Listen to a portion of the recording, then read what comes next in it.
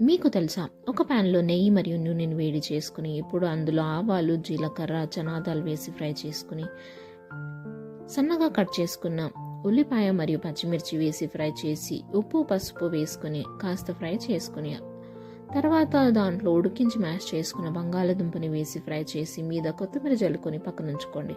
ఇప్పుడు చట్నీ కోసం ఒక జాలు కొబ్బరి, అల్లం, వెల్లుల్లి, పుదీనా, కొత్తిమీర, పచ్చిమిర్చి, చింతపండు పొట్నాలు వేసి ఉప్పు వేసి గ్రైండ్ చేసి పక్కన ఉంచుకోండి. దోశ పాన్లో దోశ వేసి మీద నూనె మరియు నెయ్యి వేసి ఎర్రకారం కూడా వేసి ఇప్పుడు దాని మీద అప్పుడే చేసి పక్కన ఉంచుకున్న మసాలా పెట్టి తీస్తే అంతే, masala dosa ready. Detail recipe కోసం కింద లింక్ చేసిన వీడియోని క్లిక్ చేయండి.